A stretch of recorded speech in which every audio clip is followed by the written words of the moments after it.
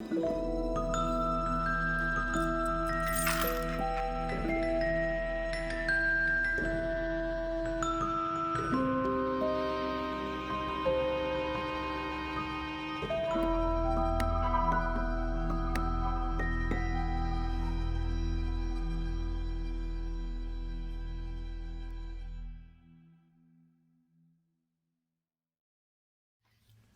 everyone and welcome back. There's been an Ask a Witch question that's been sent in a couple different ways, and I'm so sorry that I haven't gotten to you yet, but this is me trying to answer your question. Hopefully it won't be something you feel bad that you've waited so long and then be dissatisfied with.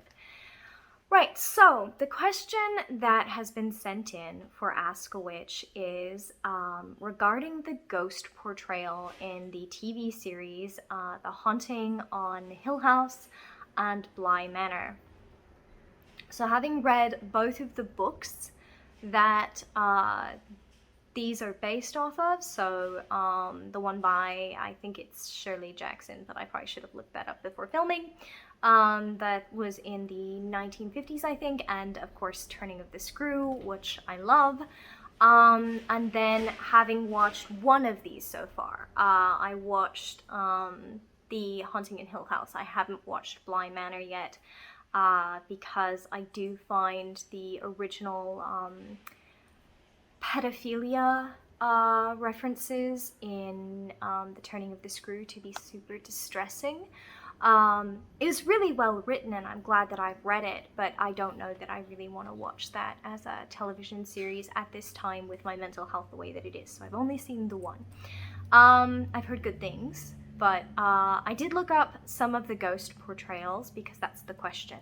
What do I think of the ghost portrayals in these? And I'm going to answer this in kind of a roundabout way, and I apologize for that.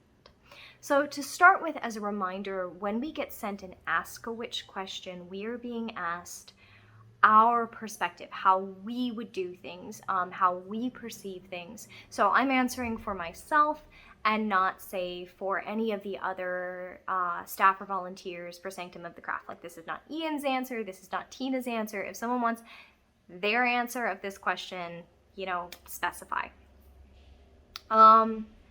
To start with, I do want to say that not everyone perceives spirits visually, and that I don't always perceive spirits visually. The way that I perceive spirits that are attempting to communicate with me varies significantly, and I've never figured out why.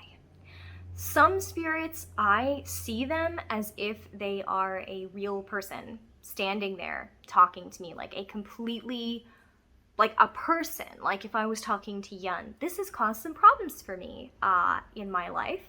And other spirits I perceive completely differently.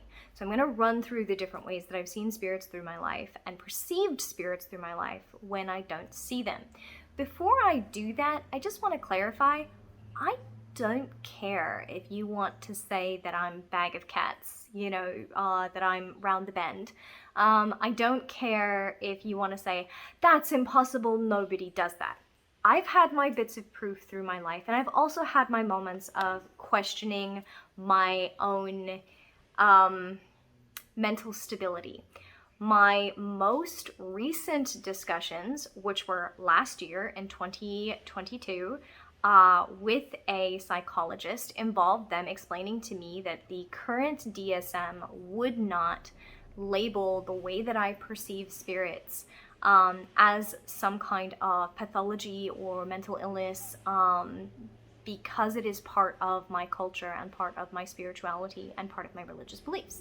And basically said, you know, the same way that we don't consider talking to God and believing that God hears you to be that, we don't consider this to be that. Now, that is one mental health professional, and I am not presenting myself as a psychologist or giving mental health advice. That was just a lot for me. It was an interesting discussion, and one that I think went a long way to addressing some of my own concerns. Anyway, so I don't care if you think, oh, well, she's just not a reliable narrator about her own experiences due to the fact that she's very open about being mentally unwell. Sure, I've had my own doubts. I don't care. So, the ghosts in The Haunting of Hill House are very interesting in that they do actually resemble some of the variation I've observed in my life, both in how I perceive spirits and how other people have told me that they perceive spirits. So, as a reminder, Yen and I did used to go and do paranormal investigations and home cleansings and spirit banishings as part of our job. This was something that we did from 2014 to 2019, professionally along with our witchcraft shop, and that before that I did on my own, and then before that I did with various of my teachers. So this has been something that's been part of my life for a very long time, and one of the things that I thought was really interesting in how the Haunting of Hill House handled their spirits is that some of the spirits don't show up as a big person-sized body that you are talking to as if it is a real person. I'm saying real person.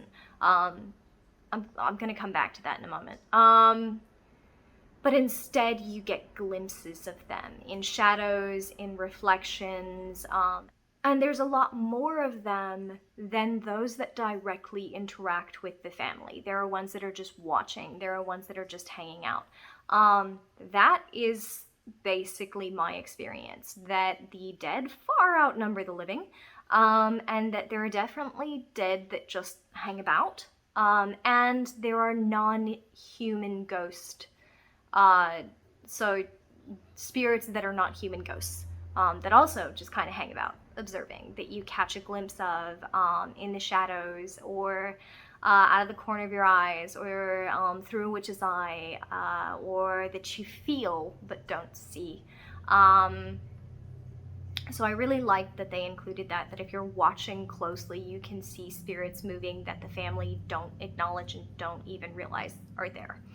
I did appreciate that some of the spirits have the injuries that they died with, and others don't. Or at least they're not visibly injured. At one point, one of the protagonists interacts with someone who they think is just a handy person, who's come to fix the house, and that's actually a spirit. I've never had quite that extensive where someone was doing like home repairs, but I've definitely had conversations with someone and then found out that no one else could see them. That has happened.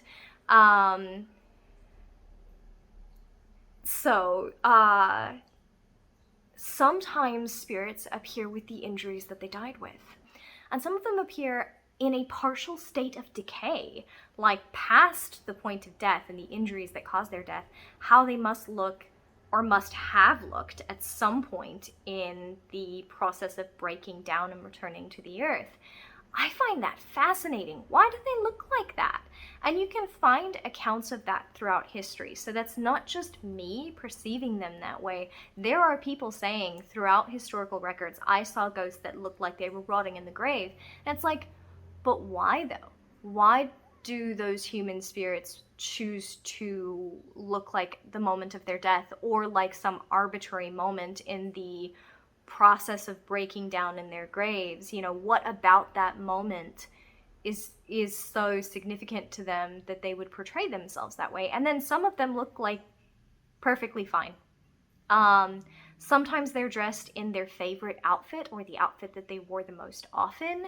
Sometimes they're dressed in an outfit that had significance to them. They got married in it.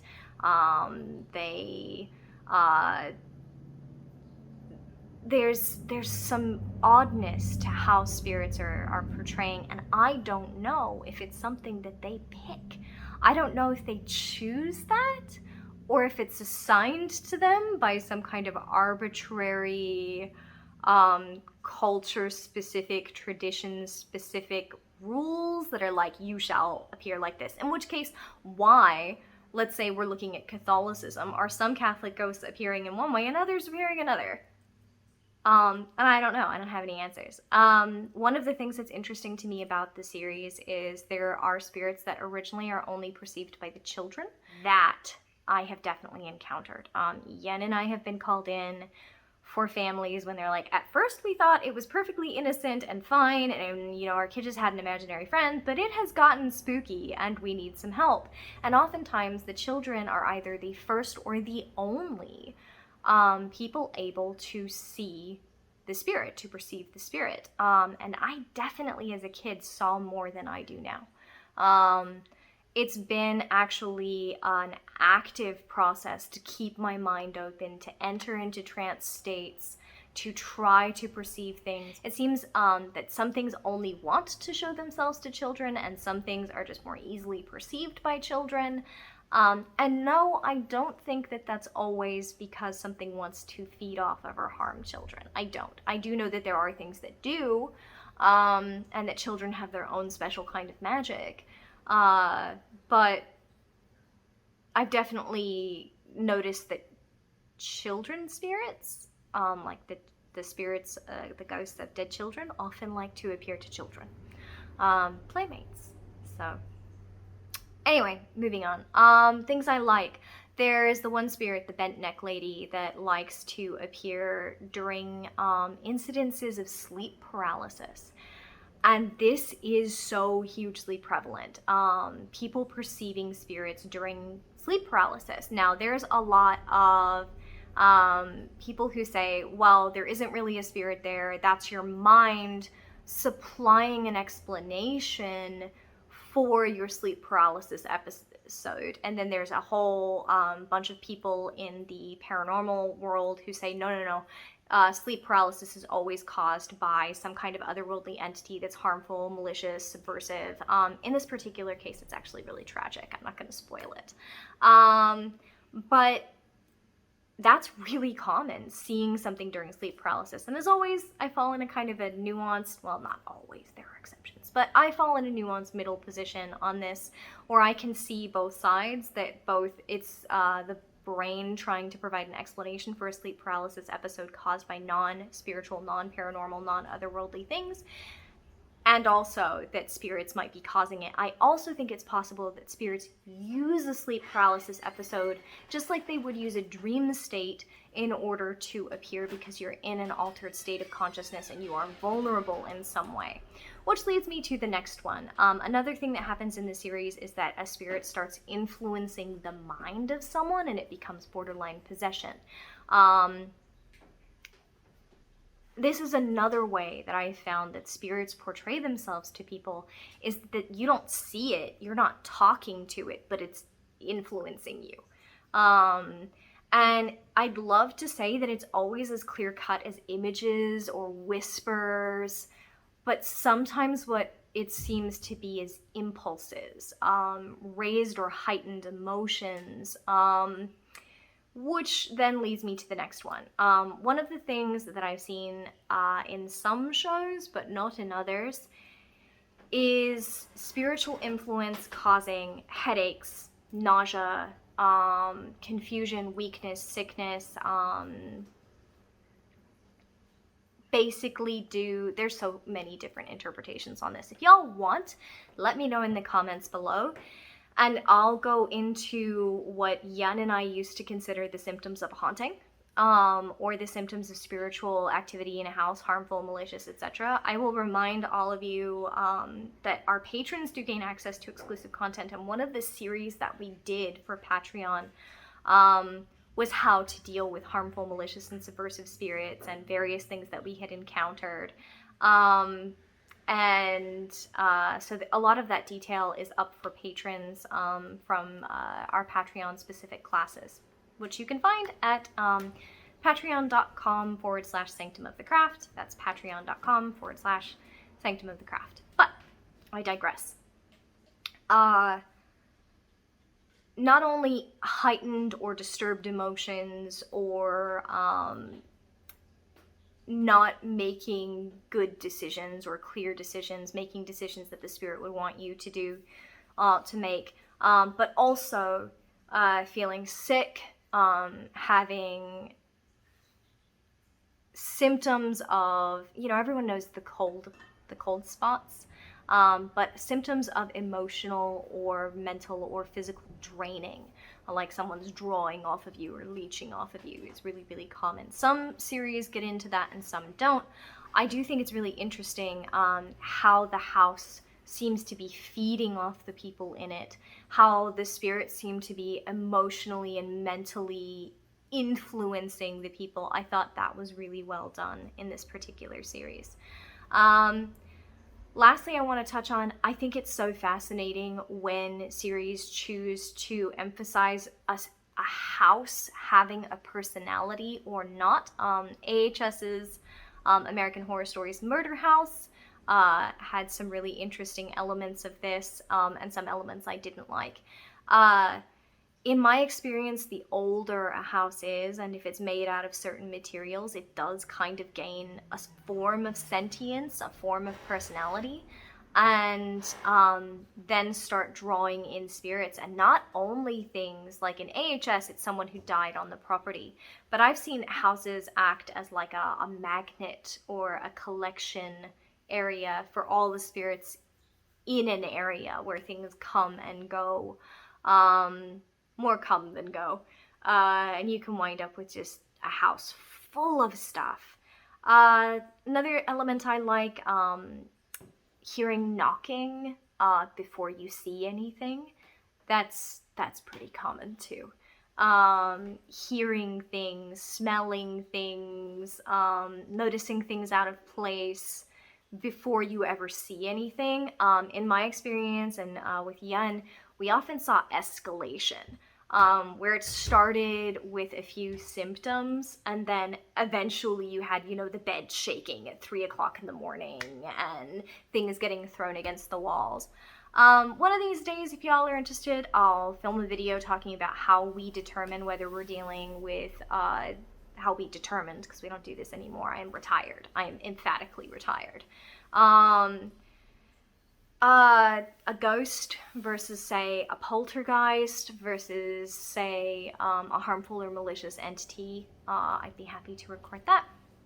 But I hope this really answered your question, and as a reminder, if there's a different series you want me to break down, whether I liked the witchcraft, whether I liked the portrayal of the spirits, I'm happy to do so. And thanks for sending in your questions for Ask a Witch. These are always fun to record. Please be sure to like the video, leave a comment, send in a question, consider becoming a patron, and be safe out there, everyone. Have a good night.